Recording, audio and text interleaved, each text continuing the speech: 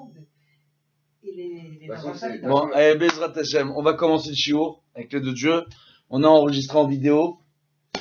D'accord? Que ce cours nous préserve de toute maladie. Amen.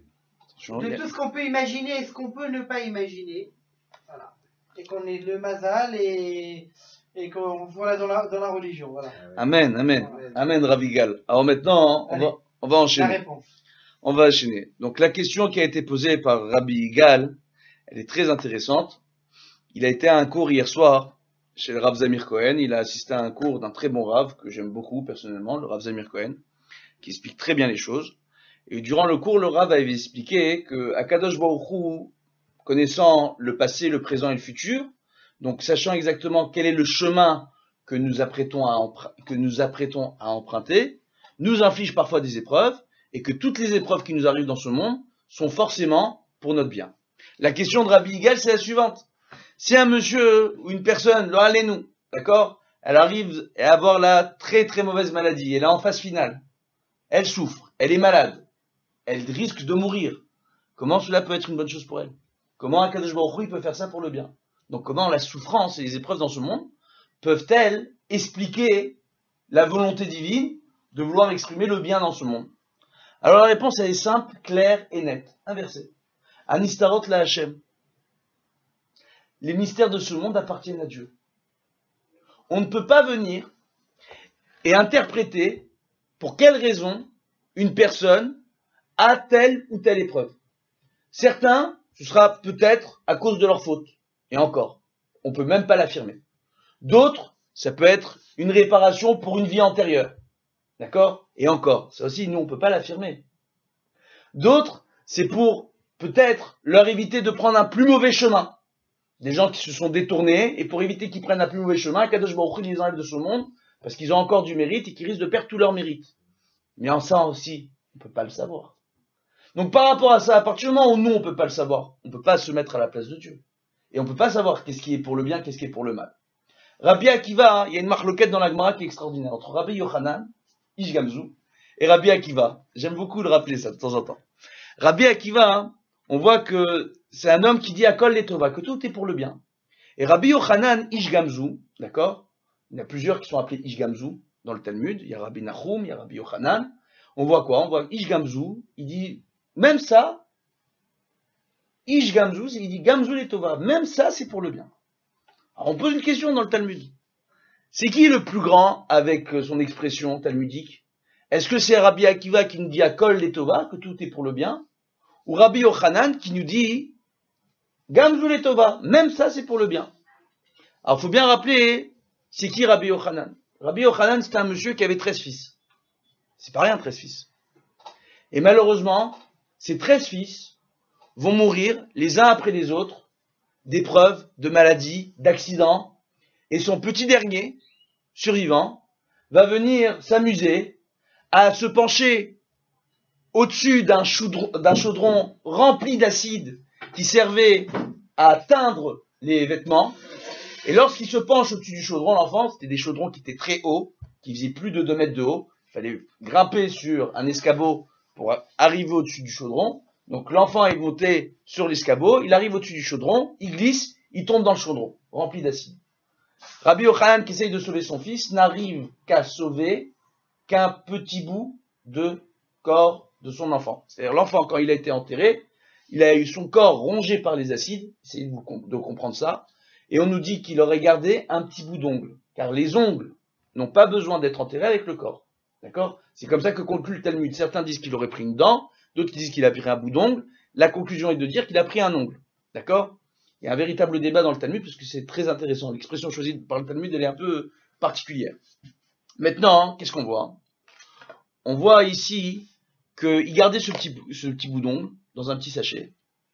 Il allait de maison en maison lorsque les gens perdaient un proche. Et lorsqu'il allait voir les proches pour les consoler, il leur a dit, écoutez, moi j'ai perdu tous mes enfants. Et je continue à croire en Dieu, je continue à faire la Torah, je continue à faire les mitzvot, et c'est pas n'importe qui. C'est un des grands maîtres du Talmud. Il dit, Gamzu Letova, même ça c'est pour le bien. On ne sait pas pourquoi il m'est arrivé ce qu'il m'est arrivé. Mais je n'ai pas le droit de remettre en question Dieu. Donc même ça c'est pour le bien. C'est extraordinaire ou pas? C'est extraordinaire. On pourrait dire que Gamzul et Tova, un homme d'une telle grandeur, son expression talmudique surpasse celle de Rabbi Akiva. Rabbi Akiva, rappelons-le, c'est un homme qui à 40 ans va décider, il n'a pas fait teshuva à 40 ans, hein, contrairement à ce que tout le monde pense. C'est un monsieur qui a toujours été religieux, d'accord, mais il n'a jamais su lire et écrire, il n'était pas intelligent. Réellement, hein, jusqu'à l'âge de 40 ans. À un tel point que dans son cœur, il avait envie de comprendre la Torah, mais il n'y arrivait pas. Il allait à un cours de Torah, il ne comprenait pas les rabbanim. Qu'il avait commencé à détester les Talmidei Chachamim, à les jalouser pour leur connaissance. Il avait envie d'avoir leur connaissance. On nous rapporte qu'il y a une seule jalousie qui est autorisée dans la Torah. Normalement, on n'a pas le droit de jalouser son prochain. C'est ce qu'on appelle Kinat Sofrim, de jalouser les auteurs de Torah, entre guillemets, les rabbanim et Talmidei Chachamim. On a le droit de jalouser un homme pour ses connaissances en Torah. De dire, si lui il est là de telles connaissances, moi aussi j'ai envie d'avoir les mêmes connaissances. Rabbi Akiva était mort de jalousie à chaque fois qu'il voyait un tel Chacham. À un tel point qu'on l'a décrit tel un âne, prêt à mordre jusqu'à la mort, un Talmid Chacham dès qu'il le voyait. Tellement il avait la haine, non pas du Talmid Chacham ni de la Torah, mais la haine de son manque de capacité à assimiler un enseignement de Torah par rapport au Talmidei Chachamim qui avait ses connaissances en Torah. Rabbi Akiva, donc, lui, on sait que grâce à son épouse Rachel, qui va accepter de l'épouser à condition qu'il aille étudier à la yeshiva, après le mariage, il se désiste, il veut pas étudier à la yeshiva. Bon, il y a une histoire qui est très connue, je vais pas la raconter parce qu'elle va être très longue après. Je la raconterai une autre fois à l'occasion, Bezrat Hashem. Mais on voit que, grâce à Rachel, elle va réussir à le convaincre d'aller à la yeshiva, d'accord? Alors qu'il avait des enfants en bas âge à la maison. Et il va à la yeshiva. Alors que Rachel, faut rappeler que son père, c'est... Il a rejeté son mari, non? Hein? Il a rejeté son mari. Son père, c'est Kalba Savoie. On l'appelle le chien rassasié dans le Talmud. C'est une folie de l'appeler comme ça. Pourquoi? Parce que lorsqu'il accueillait des gens chez lui, il s'inquiétait que les gens soient rassasiés, d'accord, à un tel point que les gens se souviennent toute leur vie du repas qu'ils ont passé chez lui, qu'ils soient reconnaissants vis-à-vis de lui. Mais non seulement ça, mais qu'il avait une autre particularité.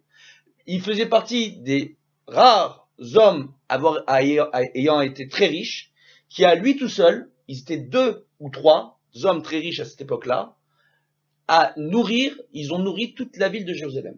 Non seulement toute la ville, mais tous les animaux qui étaient à Jérusalem, pour que personne ne manque de rien. Et que durant le siège de la ville de Jérusalem, d'accord, à l'époque du deuxième temple, par les Romains, c'est lui qui est venu et qui a nourri chaque personne jusqu'à que toutes ses réserves se terminent. Et là, la famine a commencé à frapper la ville de Jérusalem. Hein? Ils n'ont pas plutôt brûlé l'entrepôt où il y avait toute la nourriture? Alors c'est ce qu'on rapporte, c'est les Romains ont fait ça, d'accord? Mais, Kalba Savoie, les entrepôts appartenaient à qui?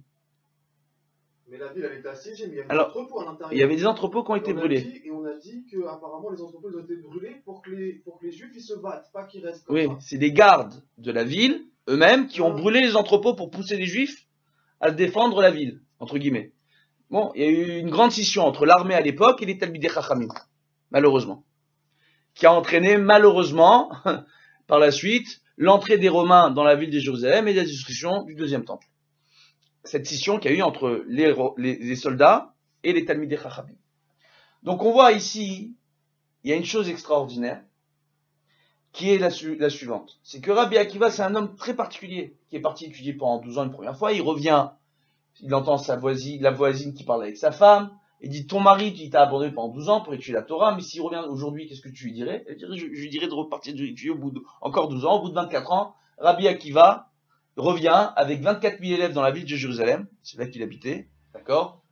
Et tout le monde vient et vénère le grand de la génération, d'un homme de 40 ans qui ne savait pas lire et écrire, au bout de 24 ans, à l'âge de 64 ans, il est devenu le grand de la génération. C'est pas n'importe quoi.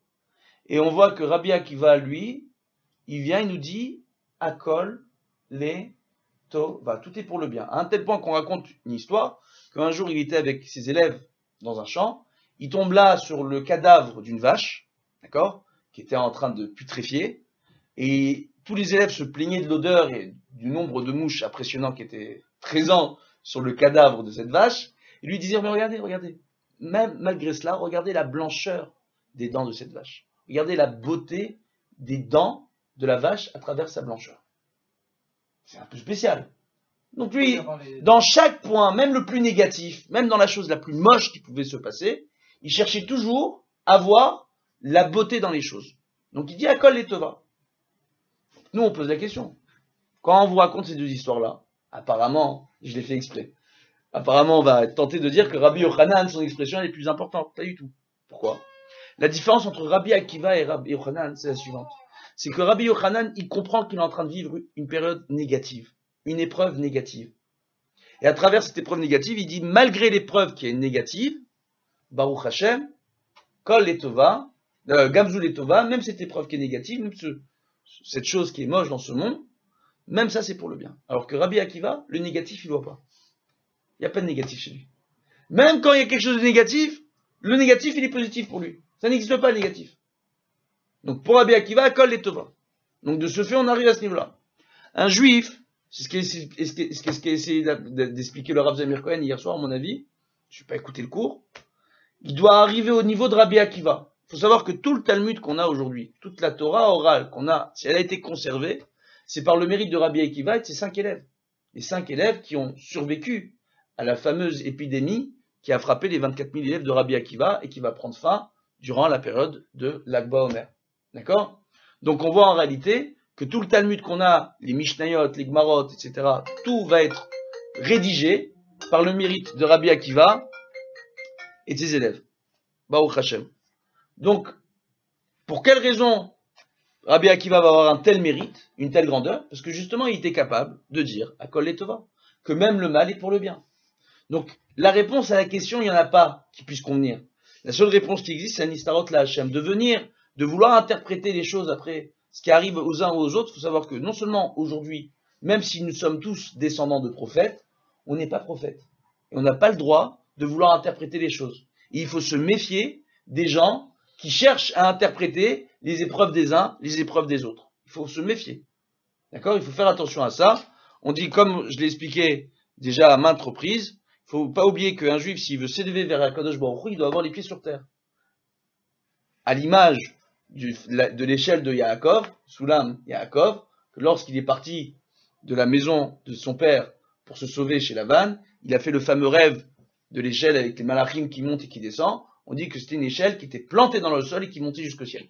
Quand on a les deux pieds sur terre, ce que nous explique le Zohar, quand on a les deux pieds sur terre et qu'on garde l'esprit clair et qu'on ne va pas vers le côté ésotérique de la Torah, le côté mystique de la Torah, le côté superstition de la Torah. Malheureusement, il n'y a pas de superstition dans la Torah. Mais il y a des gens qui arrivent aux superstitions parce qu'ils veulent trop rentrer dans le côté mystique, au lieu d'apprendre la Torah depuis la base, le sens littéral des choses, pour apprendre à vivre, selon les règles de la Torah, une vie selon le code social que la Torah nous a donné. La Torah, c'est pas un code social.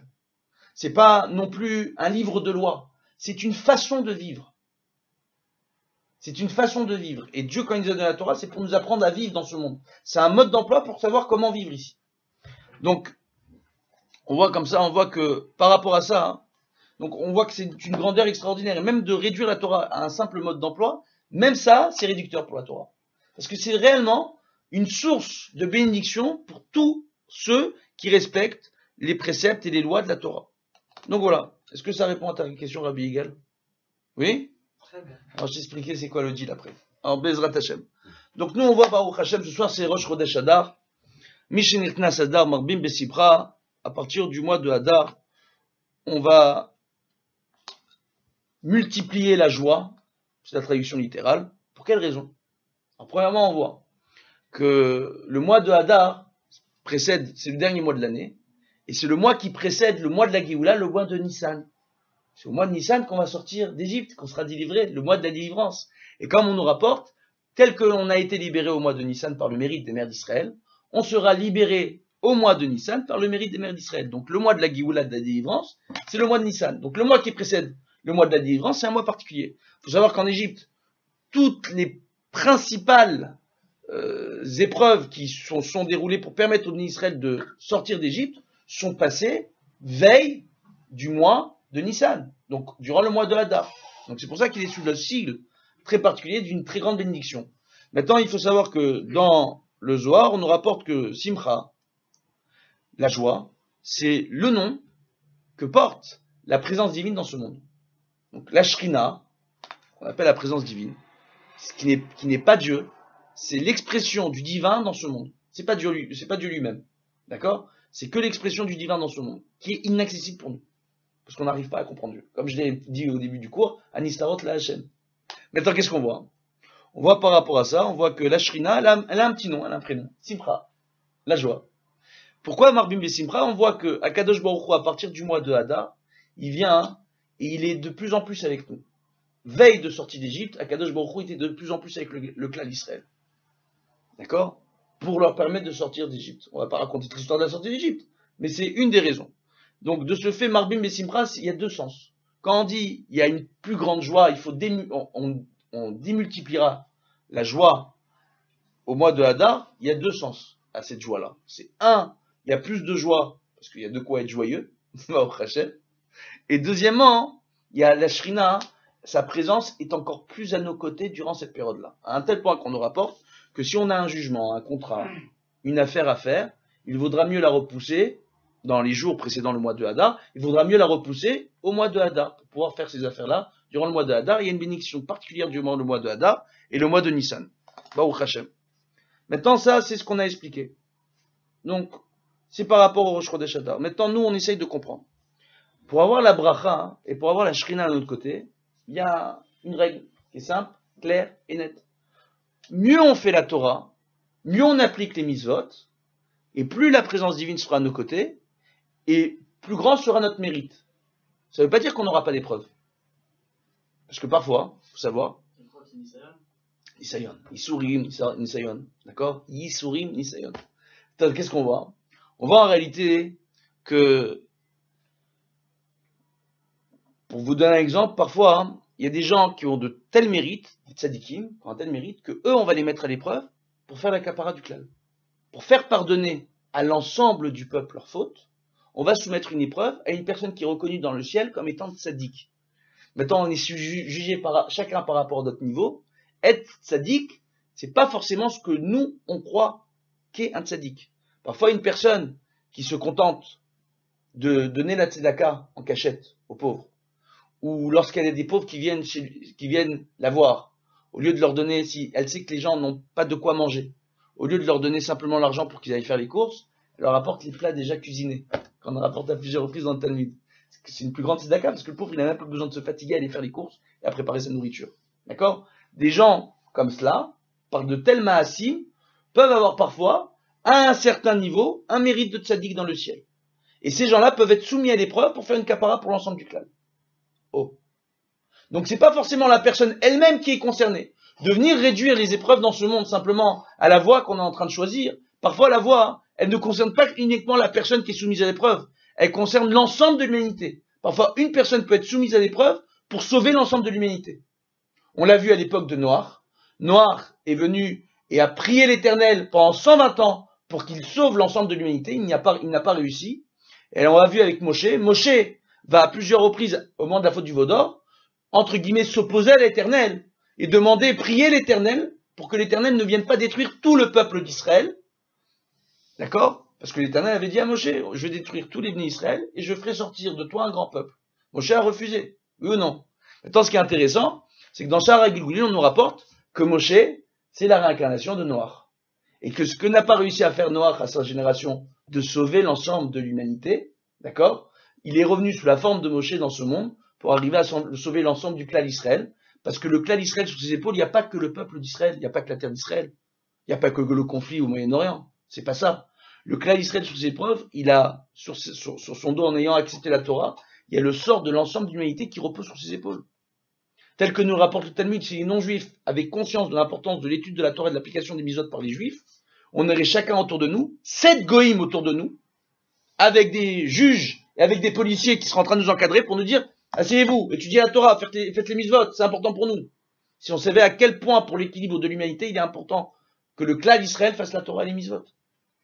Par rapport à ça, qu'est-ce qu'on voit? On voit donc qu'on ne peut pas venir simplement réduire une épreuve à une seule personne.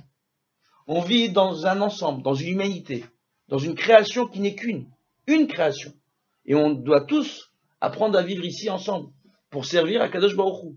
Le but normalement du clan d'Israël, c'était d'être un peuple de prêtres, entre guillemets, prêt à mener des combats, dans le matériel comme le spirituel, pour faire entendre, entre guillemets, la volonté divine, d'Akadosh Baruch Hu dans ce monde, sans fanatisme, Chas v'Shalom, mais uniquement de venir et d'expliquer aux nations de ce monde à quel point il était important pour eux de respecter les 7 lois de Noach, par exemple. Donc on voit en réalité quoi? Que si on veut être bien avec Akadosh Baruch Hu pour avoir plus de mérite, c'est pas uniquement pour ne pas avoir des preuves, parce que c'est pas ça, c'est pas comme ça que ça fonctionne. Il y a beaucoup de gens qui disent, moi, si je fais teshuva, je vais être sadique, j'aurai plus de problème. Parfois, en faisant teshuva, ça nous donne un mérite et il faut rattraper les fautes qu'on a fait, ou rattraper les fautes de nos ancêtres. D'accord? Ou rattraper les fautes de notre quartier, de notre ville, de notre humanité, parce qu'on a le mérite de vouloir se rapprocher d'Akadosh Baruch Hu. Et parfois, on prend une autre responsabilité sur nos épaules. On nous rapporte qu'en Égypte, pour vous donner un exemple, on nous rapporte qu'en Égypte, il y a une femme qui a accouché de 600 000 hommes. On dit, comment c'est possible? On dit, c'est qui cette femme? On dit, c'est Yocheved, la mère de Moshe Rabbeinu. Pourquoi? Moshe Rabbeinu, c'était le Nassi de la génération, c'était l'homme qui était à la tête du peuple d'Israël, et on dit que celui qui est à la tête du peuple d'Israël, il équivaut à tout le peuple. Donc, ses Maassim à lui, ses actions à lui, il peut lui être soumis à des épreuves pour éviter les épreuves à tout le clan d'Israël. Comme il a accepté, lui, à maintes reprises, de se mettre en avant pour protéger le clan d'Israël, à la fin, pour protéger le clan d'Israël, ça lui a joué des tours. Et Dieu lui a refusé l'entrée en Israël parce qu'il s'est mis en colère, ça c'est vrai. Mais au-delà de ça, c'était aussi un tikkun pour l'ensemble du clan d'Israël pour permettre à tous ceux qui n'avaient pas 100% de mérite pour pouvoir rentrer sur la terre, de pouvoir eux rentrer sur la terre d'Israël. Donc on voit le grand mérite de Moshe Rabbeinu. Maintenant, par rapport à ça, on voit quoi? On voit donc que un homme qui est à la tête, comme un père de famille, à son niveau à lui, c'est le Moshe Rabbeinu de la maison. Un rave dans une Kehila, c'est le Moshe Rabbeinu de la Kehila. Un rave de la ville, c'est le Moshe Rabbeinu de la ville. Le rave du pays, c'est le Moshe Rabbeinu du pays. Et puis le grand de la génération, c'est le Moshe Rabbeinu, entre guillemets, de la génération. Entre guillemets. Chacun à son niveau à lui peut être soumis à l'épreuve pour aider les gens qui sont autour de lui. Pour éviter de mauvaises choses pour les gens qui sont autour de lui. Oh. Et dans sa façon d'accepter l'épreuve, et dans sa façon d'être soumis à l'épreuve, et de sa façon de réagir à l'épreuve, il peut créer de plus grands mérites pour les gens qui sont autour de lui. Parce que l'épreuve en soi, déjà, la soumission à l'épreuve, se fait de force, malheureusement. C'est pas qu'on se soumet nous-mêmes, c'est par la force des choses qu'on est obligé de se soumettre. C'est déjà un mérite en soi. Mais dans notre façon de réagir face à cette épreuve, ça peut nous rajouter du mérite supplémentaire, des mérites supplémentaires. Comme on a expliqué la semaine dernière, que Yitro, lui, il voulait quoi? Il voulait, quand il a voulu se convertir, il aurait pu se contenter d'être un ben noir, de prendre sur lui les 7 lois de noir. Oui ou non? Non, pourquoi il a voulu se convertir?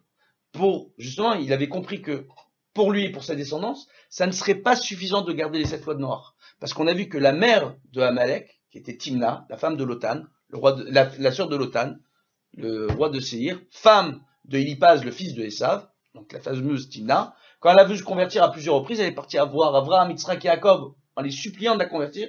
Ils ont refusé sa conversion, alors qu'elle voulait réellement faire Torah Mitzvot, et on considère qu'ils ont fauté, et à cause de ça, ça a créé quoi? Ça a créé un mauvais rapport entre Amalek et sa mère, qui était rejetée par Esav et par son père Élipaz, parce qu'elle voulait faire les 7 lois de Noach, alors que Esav et Élipaz, ça ne les intéressait pas, eux, ils étaient intéressés par l'idolâtrie. Il s'est mis à détester les Bnei Israël à cause de ça depuis son enfance. Oh, parce qu'à la maison, il n'y avait pas de Shalom Bayit, à cause des Bnei Israël, parce que Timna voulait faire les 7 lois de Noach, donc il en voulait au bon Dieu, donc il était prêt à mourir, s'il fallait, pour sortir en guerre contre les Bnei Israël après la sortie d'Égypte, après avoir vu tous les miracles qui avaient eu lieu en Égypte, après toutes les épreuves et les plaies. Les gens n'arrivent pas à comprendre. Là, on comprend mieux. Oh, donc c'est pour ça qu'il était prêt. Mais en réalité, si on avait converti Timna, Élipaz, c'était l'élève de Yaakov, on le voit, quand Yaakov se sauve de la maison de son père, Élipaz le rattrape et lui dit, écoute, au lieu de me tuer, d'accord, prends-moi tous mes biens, parce qu'il y a un enseignement qui dit qu'un homme pauvre est considéré comme mort dans son monde. Donc, on considère que tu m'auras tué. Élipaz l'a accepté, il a accepté l'enseignement de la Torah. Pourquoi? Parce que c'était l'élève de Yaakov. Donc, il y avait en Élipaz une reconnaissance de la vérité de l'enseignement de la Torah. Donc, il aurait pu faire Teshuvah si Avraham, Yitzhak et Yaakov l'avaient converti. Élipaz, il aurait pu suivre sa femme. Il était tenaillé entre sa femme et son père. Oh. Et on n'aurait pas eu la nation de Édom comme on l'a connue. On n'aurait pas eu les Romains. Oh. Et on n'aurait pas eu Amalek. On aurait évité tout ça, ça aurait été la Géoula. Ouh. Donc Avraham, Yitzhak et Yaakov ont fauté. Très grave. Comme on voit, hein, quand Yaakov revient sur la terre d'Israël, Il dit, Gardi et Lavan, j'ai habité chez Lavan. Gardi, Rashi rapporte, Gardi, c'est les initiales, c'est pas les initiales, c'est l'anagramme de Tariag, qui représente les 113 commandements. Bien que j'ai habité chez Lavan, qui est un mécréant, j'ai gardé les 113 commandements. Et toi, mon frère, Midrash nous rapporte, est-ce que toi tu as fait tes chouvas? Parce que si tu as fait tes chouvas, les deux descendants aujourd'hui, d'Avraham et Yitzhak, c'est nous deux. Et si nous deux on fait tes chouvas avec nos descendants, c'est toute la Géoula. Donc ils ont empêché la Géoula, Avraham, Yitzhak et Yaakov. Et c'est une faute. Ça a été compté comme une faute. Et Yitro le savait. Et c'est pour ça qu'il a dit, Timna, elle a voulu faire les 7 lois noires. Ça n'a pas empêché d'avoir un fils. Comme Amalek. Moi, je veux que mes enfants soient dans le Derech HaTorah. Et tous les enfants de Yitro ont été des grands maîtres au sein du clan Israël et même présidents du Sanhédrin. Ils ont tous, pour la majeure partie des descendants de Yitro, ont fait partie des sages qui ont siégé au sein du Sanhédrin à travers les générations. Oh. Donc par rapport à ça, qu'est-ce qu'on voit? On voit qu'il est dans notre intérêt à nous de chercher à grandir. Parce qu'au-delà de notre petite vie, au-delà de notre parnassa, au-delà de notre bien personnel, il y a quelque chose de plus grand qui se joue. La vie dans ce monde, elle est temporaire. La majeure partie des hommes aujourd'hui, en moyenne de vie, ils vivent 70 ans. Les femmes un peu plus. C'est pour ça qu'on va se battre, pour notre confort matériel, pour notre suprématie sur les autres peuples. Pourquoi? C'est ridicule. Il y a un truc plus grand qui nous dépasse, qui est la Géoula. La transformation de ce monde vers un monde éternel. Le Olam Haba, le monde futur, où le Gan Eden redescendra dans ce monde. Et le monde matériel tel qu'on le connaît sera transformé. C'est ça qui est en train de se jouer. Au-delà de toutes nos petites épreuves. Et ça se calcule en énergie. Et cette énergie, elle est créée par nos mérites et elle peut être détruite par nos fautes. Mais comme on dit, le Olam Haba, en réalité, c'est celui où on est. Le Olam Hazé, c'est le monde où on est. Le Olam Haba, il y a deux sens dans le Talmud. Le Olam Haba aujourd'hui, c'est ce que le Gan Eden, quand les Neshamot, elles quittent ce monde, elles montent au Gan Eden, elles peuvent arriver au Gehinom pendant 12 mois, pas plus, et après elles sont intégrées dans le Gan Eden. D'accord? Les Neshamot qui ne sont pas méritantes, elles sont détruites. Oui, mais en réalité, ça va être au même endroit. Et si elles ont un mérite, et si elles ont un petit mérite, mais qu'elles ne peuvent pas rentrer en Gan Eden, elles reviennent dans ce monde sous la forme de réincarnation. Hein? Et en réalité, ce Olam Haba qui est le Gan Eden, on appelle ça le Olam Hamtana. Il a fait mieux, Jordan. Kolakavot. C'est une salle d'attente. À un tel point qu'il est rapporté dans les keynotes par le Chida, le jour de Tisha B'Av. Oh, il a tzadikim shiojim be Gan Eden. Malheur aux tzadikim qui sont assis au Gan Eden. Pourquoi? Parce qu'en réalité, ils sont malheureux. Parce qu'il n'y a pas encore la Géoula. Parce que même les tzadikim en haut, ils continuent, eux, à vouloir étudier la Torah, mais ils peuvent plus accomplir les mitzvot. Parce qu'ils n'ont plus de corps pour pouvoir le faire comme nous. D'accord? Mais ils continuent à étudier la Torah, à écouter les enseignements de la Torah, et à étudier la Torah, pour rajouter du mérite à leurs descendants ici-bas, pour qu'on puisse accéder à la Géoula. Et que le Olam Hazé et le Olam Haba ne forment plus un monde spirituel supérieur qui sera éternel, où on n'aura plus d'épreuves du tout. Le Sahar qu'on gagne ici, c'est ça? Oui. On le gagnera là-bas ou ici? Oh. C'est ce que je veux dire. Oui, bah, il y a des mitzvot qu'on fait, on a le keren en haut, Ouais. on a le terrain entre guillemets, on a le capital qui se crée en haut, et puis les bénéfices, on en profite ici-bas. D'accord? Ah, ici. D'accord? On peut ressortir, avoir du mérite ici-bas par les mitzvot que l'on fait. Il y a dans les Mishnayot qu'on dit le matin au moment de la tefila, tu verras, d'accord? On te cite le nom des mitzvot qui sont très particulières, qui te permettent d'avoir un capital, de construire ton capital en haut, et de profiter des bénéfices ici-bas. Le capital, on appelle ça le keren, d'accord? Bénéfice, ça s'appelait perot dans la chaîne du Talmud, les fruits. D'accord? Maintenant, par rapport à ça, qu'est-ce qu'on voit? On va essayer de voir ensemble quelque chose qui est très important. Pour avoir du mérite, il faut à tout prix éviter certaines avérotes. Pourquoi? Il y a certaines avérotes que quand les gens le font, il faut savoir que le Beddin, on dit, il y a un verset qui rapporte que Tzion, Tzion, Betzedek Tivde. Donc, Tzion qui représente le Bet Amikdash, le lieu où le Bet Amikdash est construit, d'accord? Il sera reconstruit, Bezrat Hashem, dans la paix et l'harmonie entre tous les hommes. Amen. Qu'est-ce qu'on voit? On voit que Tzion, on dit que le Bet Amikdash sera reconstruit à travers le Tzedek. C'est qui fait le Tzedek? Les Dayanim. Quand dans Shir HaShirim, on compare les Bnei Israël à la grenade et on se dit que les Bnei Israël sont autant remplis que la grenade, en réalité, on ne parle pas de tous les Bnei Israël, on parle que des Dayanim. Les Rabbanim qui sont là pour faire respecter l'ordre. L'obligation des Dayanim, c'est de maintenir 3 choses dans ce monde. Le din, le shalom et le tzedek. À partir où le din, le shalom et le émet. D'accord? Donc, la justice, le shalom, la paix à travers la plénitude, d'accord? Et le émet, la vérité.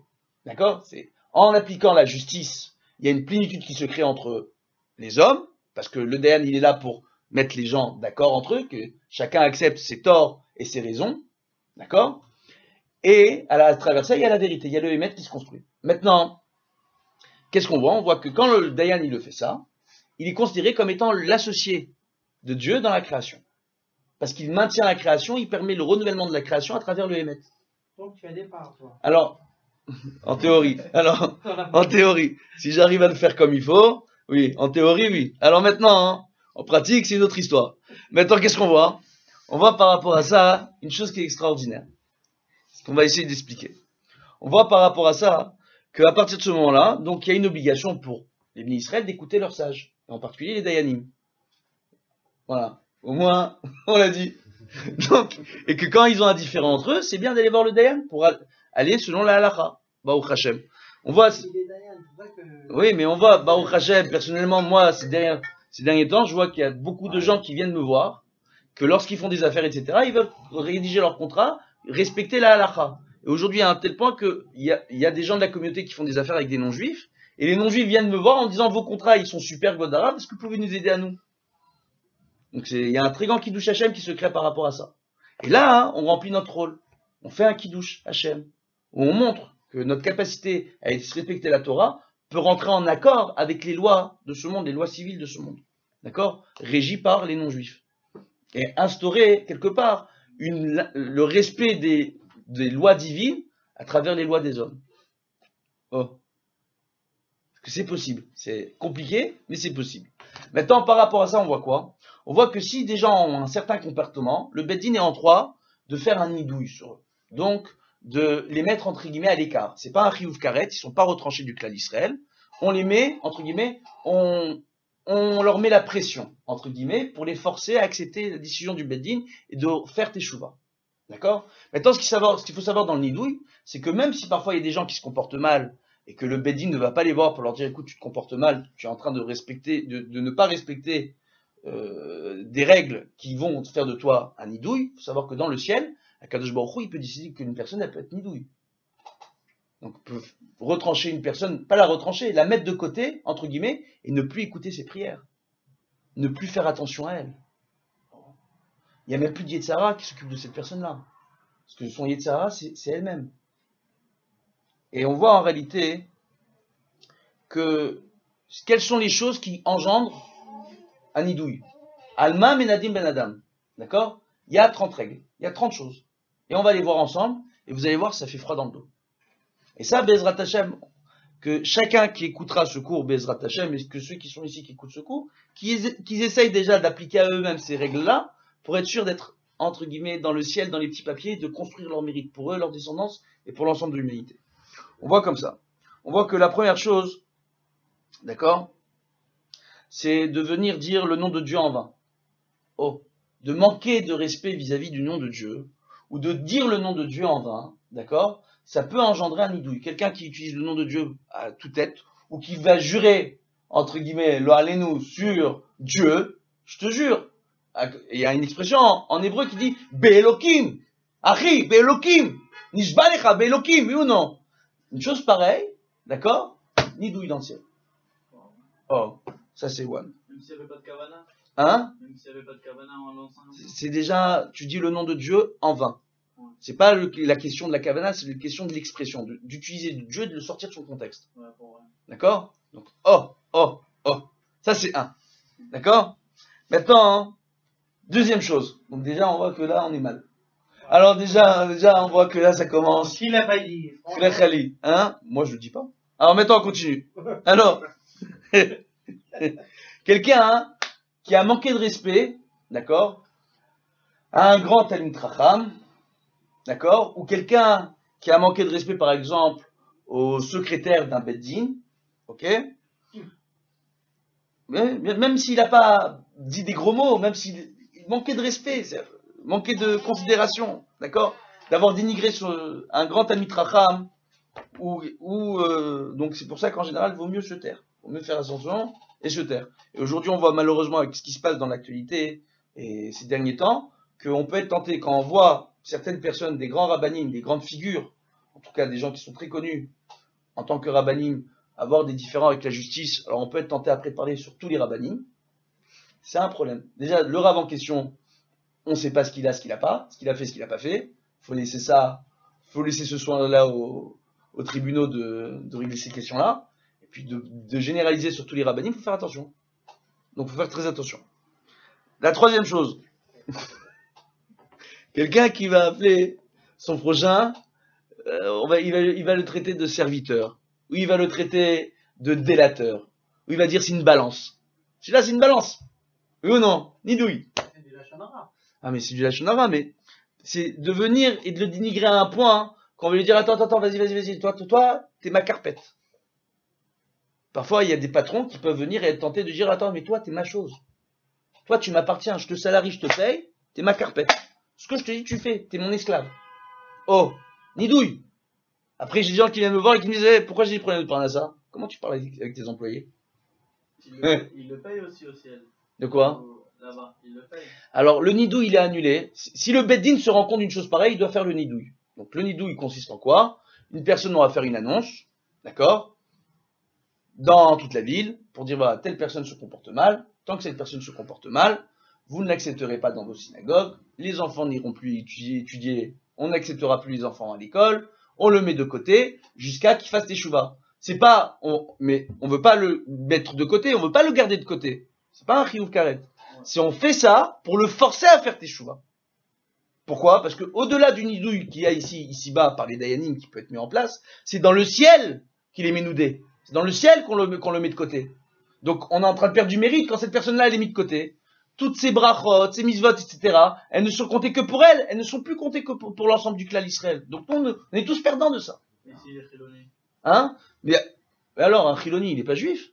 Si. Alors? Le chiloni, il a autant d'obligations que n'importe quel autre juif. Moi, j'ai pas, vous voyez, Non, mais c'est parce qu'il fait rien. j'ai un problème en Israël depuis que je suis ici, j'ai un gros problème avec ça. Hein. Je sais pas c'est quoi un chiloni, je sais pas c'est quoi un haridi, je sais pas c'est quoi un datiléoumi. Moi, je sais c'est quoi un juif. Un juif, il a des hauts, il a des bas. Parfois, il va plus faire Torah Mitzvot, parfois, il va moins faire, des fois, il va rien faire. Il y a des hauts, il y a des bas. Ça reste un juif. Il aura toujours les mêmes obligations vis-à-vis de la Torah et des mitzvot, et quand il fait des mitzvot, non seulement c'est bien pour lui et sa famille, mais c'est bien pour nous tous. Oh. Oh. D'accord? Donc, faut bien comprendre. Donc, on est en train de se rentrer. Maintenant, Mais attends, le mettre de côté comme ça, c'est pas l'influencer?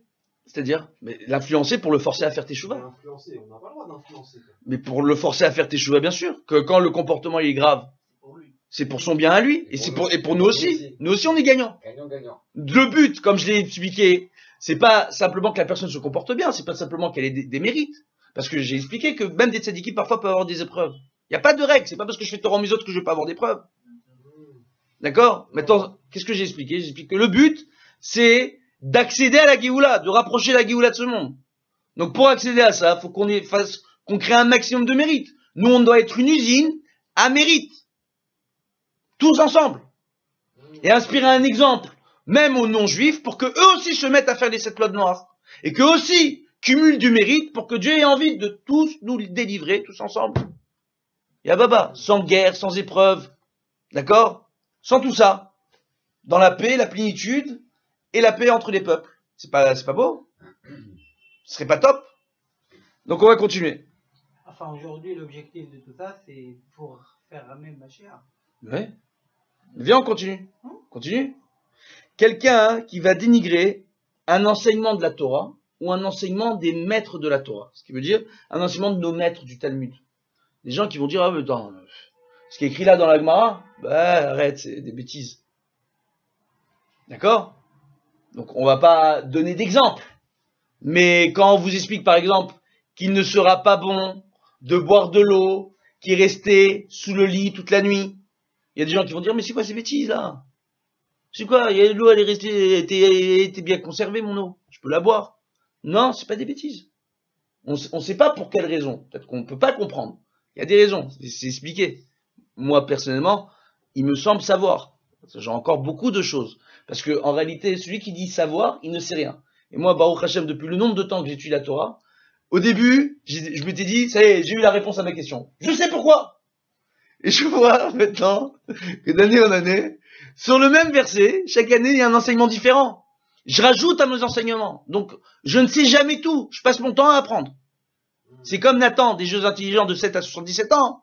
La Torah, c'est pas un jeu intelligent, c'est un truc super complexe pour nous. Toute notre vie, on apprend de ça. Maintenant, c'est bien, on a fait de la pub au jeu Nathan. Bon, alors maintenant, qu'est-ce qu'on voit? On voit une personne qui va dénigrer soit une mitzvah de la Torah, un enseignement de la Torah, ou un enseignement de nos maîtres. D'accord? Autre chose, un beddin invite une personne à se présenter au beddin dans le cadre d'un jugement. Donc, une personne elle est convoquée devant des rabbanim, et elle refuse de se présenter. Maintenant, il faut savoir qu'à Pi Halacha, une personne qui est convoquée à un beddin par quelqu'un d'autre, donc il s'appelle le nidba, celui qui a attaqué, d'accord, il a le droit de choisir son beddin. Donc, il peut refuser d'aller dans le beddin dans lequel il a été convoqué, mais il dit à celui qui veut régler, qui veut en découdre avec lui devant les rabbanim, qui veut régler les différends, il dit, écoute, moi, le beddin que je t'ai choisi ne me convient pas, je suis disposé à aller dans tel beddin. Celui-là, il n'y a pas de problème de nidouille. On parle d'une personne qui, quoi qu'il arrive, refusera d'aller régler son différend devant un beddin, devant des rabbanim. D'accord? Donc, voilà, alors qu'il est convoqué déjà au beddin. Maintenant, autre chose. Autre chose, une personne qui refuse. Et ça, je vais vous raconter une anecdote, c'est pas très joli. Une personne qui arrive au beddin, qui a accepté d'y arriver, il y a un psak qui a été pris, où ils acceptent d'aller régler leurs différends devant un rav. Ils disent, le rav, ce qu'il dit, on accepte. Et puis finalement, quand le rav, il prend sa décision, ça convient pas à un des deux. Et je lui ai dit, moi, j'accepte pas la décision, soit du rav, soit des rabbanim. Celui-là aussi, il a un problème. Maintenant, ce qui se passe, c'est quoi? C'est que très souvent, malheureusement, il y a des gens qui sont de mauvaise foi. Donc, très souvent, ils ont du mal à accepter les décisions du beddin. Donc, ça devient compliqué. Déjà. Et on est qu'au 6e point. Je continue? Une seconde. C'est dur quand même, hein, tu sais quoi. Hein? C'est sûr que c'est dur, mais ça fait réfléchir. Ça fait froid dans le dos. Maintenant, la 7e chose. D'accord? Une personne qui possède ou qui a chez elle un chien dangereux, un animal dangereux, d'accord? Qui n'est pas tenu, d'accord? Qui n'est pas surveillé comme il faut, ou... Un petit café? Hein? Un café? Allez, bechavod. Alors maintenant, on voit quoi? Une personne comme ça, ou qui a chez elle une échelle qui est branlante, ou des objets qui sont dangereux, que lorsque les gens passent par proche de chez elle ou par chez elle, elles vont se blesser ou se risquer de se faire attaquer. Et que la personne en question ne fait rien pour protéger les gens qui arrivent à proximité de sa propriété ou qui arrivent à proximité de l'objet qui lui appartient en question. D'accord? Vous comprenez ou pas ce que je suis en train de vous dire? Ça peut transformer un nidouille. Non, je vais vous donner un exemple concret. Qui c'est qui va avoir un chien Alors, on va vous donner un exemple concret, ça va vous faire peur. Je vais vous donner un exemple. Nous, on a parlé du chien méchant ou d'une échelle branlante. Ok? Viens, je te donne un autre exemple. Un monsieur, il sait qu'il a un problème, il a... Shalom Ouvracha. Bonjour. Shalom Ouvracha. On voit un monsieur, par exemple, je vous donne un exemple, dans sa demeure, d'accord? Il sait, par exemple, que son masgan, comment il a installé, il est en train de couler dans la rue, et que le masgan, l'eau qui sort, c'est de l'eau qui est sale. Et qu'à chaque fois que quelqu'un passe, les gens se salissent. Tant qu'il n'est pas au courant, il n'a aucun problème. Il n'a rien fait de mal. Maintenant, si les gens commencent à venir le voir et lui dire, écoute, nous, à chaque fois qu'on passe, ton masgan, il est en train de nous salir. Il y en a deux, il y en a trois. Qu'à la fin, il a une chazaka de se dire vraiment qu'il y a un problème avec son masgan. Et qu'il ne fait rien pour l'évacuation de l'eau du masgan. Je vous donne un exemple, c'est un problème de nidouille. À partir du moment où j'ai dans ma propriété un objet ou un animal ou une personne dangereuse qui provoque des dégâts chez mon prochain, un dégât de venir salir les vêtements de mon prochain, des dégâts, d'accord? De laisser, je sais pas moi, par exemple, je sais que j'ai un pavillon, la mairie me dit, écoutez monsieur, le passage devant votre pavillon, il vous appartient, donc l'entretien de ce passage qui est devant votre pavillon, c'est à vous de le faire. Il y a un trou dans le passage, les gens y passent, avec un vélo, ils tombent dans le trou. Les gens y passent, ils se font mal. Oh! Et on vient le voir, on lui dit, attends, il faut boucher le trou. La mairie vient le voir et dit, monsieur, t'as l'obligation de boucher le trou. Faut bouger ton trou. Il ne bouge pas le trou. D'accord? Un monsieur pareil, il a aussi un problème de nidouille. Que le beddin, hein? Non, mais nous, on est en train, bon, alors on expliquera à la fin, ils t'expliqueront à la fin de quoi on est en train de parler. Vous arrivez en plein milieu, je le tutoie, je le vois, je sais plus comment en parler. Alors, on continue.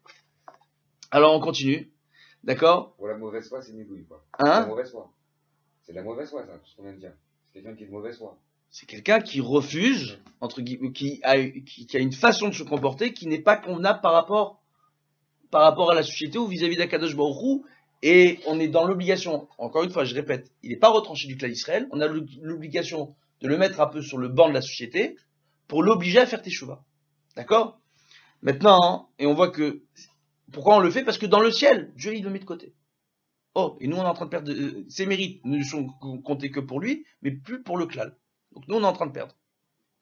C'est grave le nidouille, quand même. Donc on continue.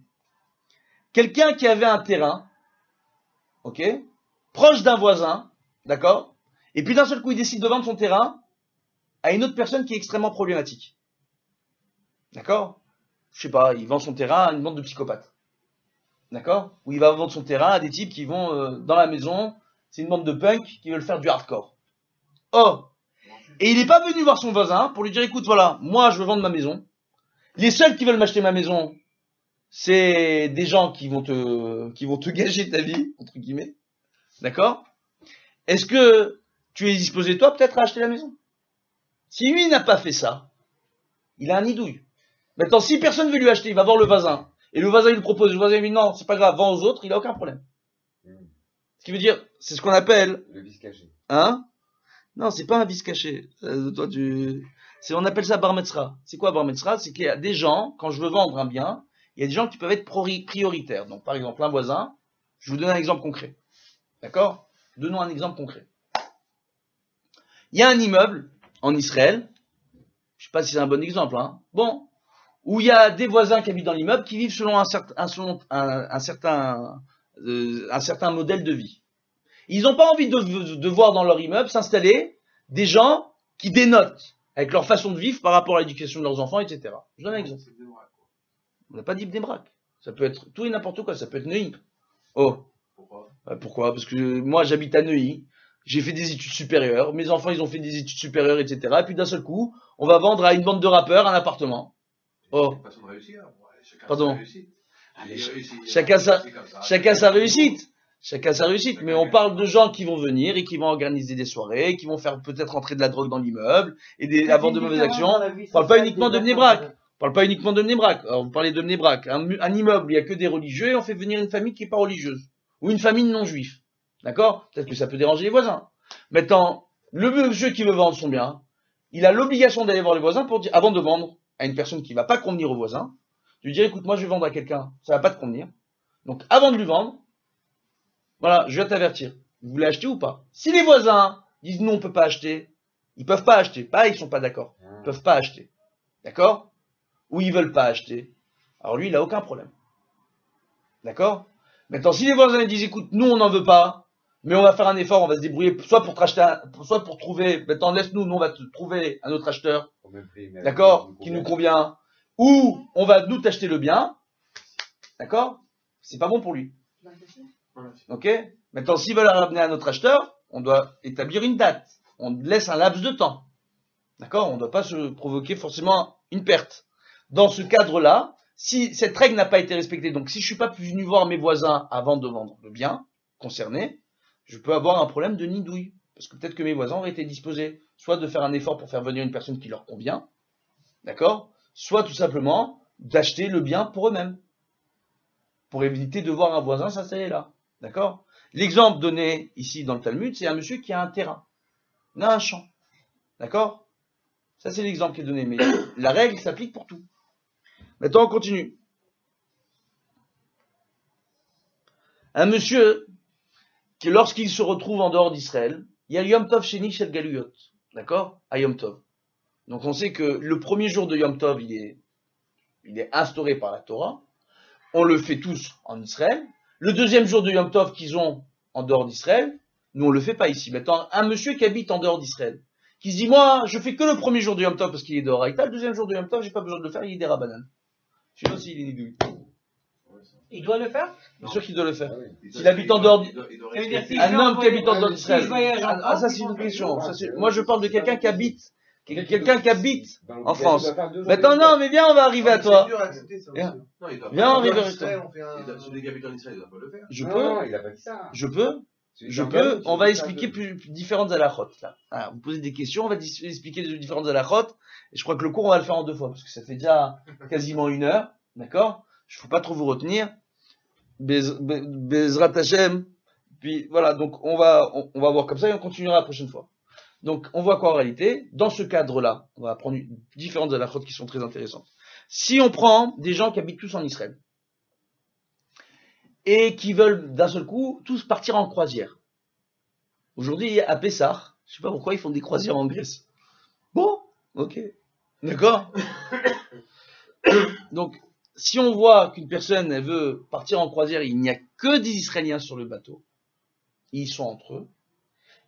Même s'ils sont en dehors d'Israël, ils n'auront pas l'obligation de respecter le deuxième jour de Yom Tov. On parle d'Israéliens qui sont entre eux, qui partent en croisière entre eux, dans un séjour organisé que pour eux, dans un endroit où il n'y a que un bateau, un hôtel, ce que vous voulez.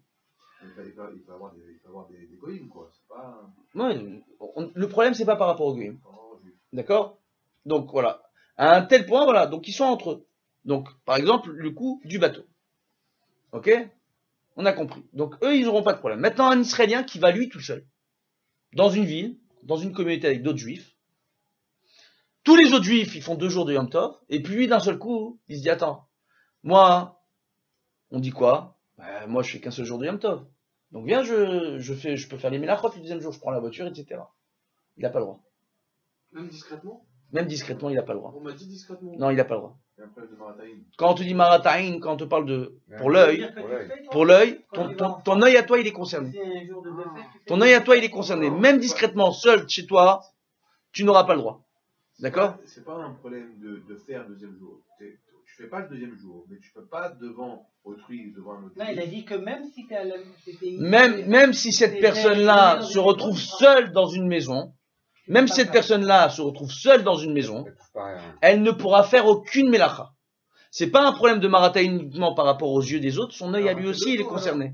Il doit faire 2 jours. Maintenant, la différence qu'il y a, c'est qu'il fera les tfilotes, si c'est Chol HaMoed, il fera les tfilotes de Chol HaMoed. D'accord? Ok? Même Betsina, Ah, c'est grave ce que tu nous as dit maintenant. Hein, de quoi? cette histoire. Hein. Ouais, je sais. Posez des questions, je vous réponds. Posez des questions, je vous Attends, réponds. j'ai un cas concret. Il y a une différence entre le voyage organisé, C'est pas de question. où on se retrouve tous entre nous, d'accord? Et une différence. Hein? Non, je crois que t'as pas compris. C'est pas 10 à l'extérieur. Et c'est même pas 10 qui vont dans une ville où il y a une Kihila. C'est des gens qui vont se retrouver que entre eux, dans un endroit où il y a que des goïms et eux. D'accord? Ils ont même pas de problème vis-à-vis des goïms. Dans ces cas-là, si tu vas... C'est des Israéliens. Ramène du monde avec toi dans D'accord. la maison. Non, c'est pas du monde. Non? Je suis en train de te dire, tu vas à Sarcelles, même avec 30 Israéliens. Vous aurez tous, les 30 Israéliens, l'obligation de respecter le jour de Yom Tov. Si tu avais visité ta famille à Sarcelles. Hein? La fête en soi, à part la prière, à part la tefila. Pardon? À part la Toutes tefila. les halachot de la fête en soi, mis à part la tefila. Pour la tefila, ils feront la tefila comme jour de Chol. Et si il faut mettre les tefilines, par exemple, le dernier jour de Yom Tov de Pessah, où les autres mettent les tefilines, ils mettront discrètement les tefilines.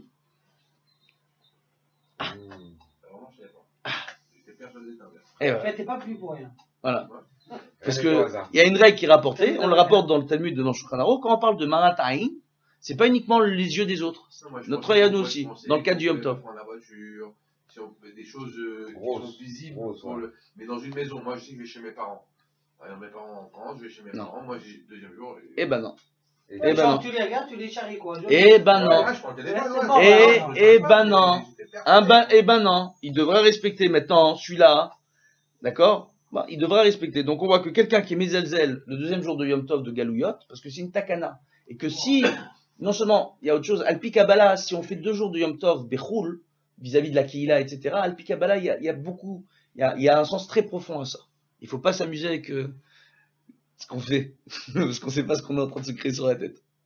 Et celui qui vient de France à Israël, il n'y a pas de mieux. Lui, il doit toujours respecter les 2 jours de Yom Tov. Pourquoi? Donc, Il faut la théodatie. dans quel cas, bon, on va pas trop rentrer dans le détail, on verra ça en temps et en heure. Après Bezrat combien Hashem. de temps qu'il habite ici, il peut faire elle peut faire que la même Ah, le chose. premier jour. Oh. Il n'y a pas étape. Non, non, Oh. non, c'est une excellente question, ça. Non, il n'y a pas de temps. Oh. C'est dans la décision. Non, vous êtes en train de vous embrouiller entre trop différentes de la route, j'adore. J'adore. C'est tchèque-tchouka complète. Bon. Alors, Est-ce qu'il y a une carence hein? Il habite. Non, je dis tchèque-tchouka complète, là. Attends, bien, on va essayer d'expliquer Bezrat Hashem à ce niveau-là. On voit que quelqu'un qui habite en dehors d'Israël, s'il vient en Israël, s'il n'habite pas ici, d'accord, de façon définitive, il ne pourra pas faire qu'un seul jour de Yom Tov. Maintenant, certains sont d'avis de dire que si la personne prend sur elle de venir chaque année pour les 3 fêtes, selon certains avis, d'accord, que chaque année elle est là pour les 3 fêtes, au bout d'un an, entre guillemets, c'est comme ça que certains le rapportent, d'accord, en s'inspirant sur certains poskim comme l'Admor Hazaken, il pourra faire qu'un seul jour de Yom Tov. D'accord? Au bout d'un an, la première année, il vient, il fait 2 jours de Yom Tov. À partir de la deuxième année, s'il prend toujours de venir chaque année, il fera qu'un seul jour de Yom Tov. C'est un avis qui est cool, entre guillemets, et qui n'est pas réellement à appliquer dans ce sens-là. En réalité, c'est à partir du moment où une personne habite en Israël, d'accord, a ses ressources en Israël, entre guillemets, pour un jeune, par exemple, si le jeune, il vient habiter en Israël pour ses études, mais que ses parents habitent en dehors d'Israël, et qu'il n'est pas sûr, à la fin de ses études, où il est venu 1 an à l'Yeshiva, il n'est pas sûr qu'il reste en Israël, qu'il est peut-être possible qu'il reparte en France, celui-là, il devra faire 2 jours de Yom Tov, pas un jour de Yom Tov. Maintenant, si on est sûr et certain qu'il vient habiter en Israël, qu'il va demeurer en Israël, qu'il va s'installer en Israël, et que bien qu'il soit dépendant financièrement de ses parents, il fait par exemple un shidduch en Israël pour s'installer, il prépare son mariage en Israël, à partir de ce moment-là, il pourra faire qu'un seul jour de Yom Tov. D'accord? Maintenant, en réalité, c'est quoi? Tous les gens qui sont concernés par la question, on dit quoi? On dit que, il faut avoir une maison en Israël, venir chaque année pour les 3 fêtes, c'est selon la vie cool, d'accord? Et on pourra faire qu'un seul jour de Yom Tov. Alors qu'en réalité, c'est pas ça. En réalité, il faut venir et être habitant en Israël selon tous les avis. Pour pas se rentrer dans le moindre débat, c'est uniquement ceux qui viennent s'installer en Israël pour y vivre, d'accord, de façon définitive. À partir du moment où ils viennent, ils font leur alia, ils descendent de l'avion, ils sont israéliens. Donc dès les premières fêtes, ils feront qu'un seul jour de Yom Tov. Il y a un mouvement aujourd'hui de gens qui viennent sans faire leur alia. Ils disent on va habiter ici, mais ils sont sur 98%. Quand on parle d'habitants d'Israël, on ne parle pas de gens qui ont pris l'identité israélienne, d'accord, la nationalité israélienne. Il y a des familles qui viennent, on va faire un test. Dans leur tête, ils disent qu'on vient 1 an, mais on veut habiter ici. Mais au cas où, on repart. Mais... Alors, c'est une très bonne question, c'est au cas par cas. Donc pour tous ces cas-là, il faudra prendre conseil auprès d'un POSEC. D'accord? Voilà. Les gens qui veulent poser ces questions, comme on a enregistré, ils peuvent me chercher sur Internet. Voilà, hein, t'as enregistré. Pour la postérité. Donc, Bezrat Hashem. Donc on voit en réalité qu'ils peuvent venir et demander auprès d'un POSEC. S'ils n'ont pas à qui poser la question, ils peuvent me chercher sur Internet, Rabbi Shai, ISHAY, ils trouveront mes numéros de téléphone pour pouvoir me joindre. Depuis de nombreux pays à travers le monde, pour me joindre directement ici en Israël. Il y a des lignes directes depuis quasi de nombreux pays. Donc maintenant, on a vu tout ça. Donc Baruch Hashem, on continuera la suite au prochain shiur, Bezrat Hashem, pour voir l'histoire du Nidouille, par rapport à la période de Hadar, pour ajouter la Sibra, pour ajouter la Bracha. Réfléchissez bien à tous ces points-là qu'on a abordés. Oh, mais ça fait peur, justement. Donc c'est des choses qu'il faut éviter. Donc en réalité, moi je vais conclure par une petite histoire. Bien comprendre. Il y a une histoire extraordinaire. Où on nous rapporte une fois que Rabbi Pinchas ben Yair, je ne sais pas si je vous l'ai déjà raconté, Rabbi Pinchas ben Yair, qui était le beau-père de Rabbi Shimon Bar Yochai, il avait pour habitude chaque jour de traverser un fleuve pour se rendre au Beth Midrash. Maintenant, ce fleuve, dans le fleuve, jonchait plusieurs rochers qui servaient de pont à Rabbi Pinchas ben Yair. Une nuit, il y a eu de fortes pluies. Et le lendemain matin, lorsqu'il est arrivé, Rabbi Pinchas ben Yair accompagné par ses élèves, les pierres n'étaient plus visibles. Elles étaient submergées totalement immergé sous l'eau. Donc il ne peut plus traverser. Rabbi Pinchas ben Yair, à ce moment-là, il a fait une prière. Et Akadosh Baruch Hu, il a ouvert le fleuve en deux. Pour permettre à Rabbi Pinchas ben Yair de traverser. Comme, entre guillemets, l'ouverture de la mer Rouge. Les élèves de Rabbi Pinchas lui ont dit, Vodara, Rabbeinu, est-ce que nous on peut passer? Il a dit, celui qui n'a jamais causé de tort à son prochain pourra passer dans cette ouverture du fleuve sans encombre. Celui qui a le moindre doute, il vaudra mieux qu'il s'abstienne. Personne n'est passé. Ce qui veut dire qu'en réalité, pour conclure l'histoire, c'est quoi? C'est que, il faut faire attention de comment on parle vis-à-vis de son prochain. Il faut faire attention comment on parle des enseignements de la Torah. Il faut faire attention comment on parle de nos rabbanim. D'accord?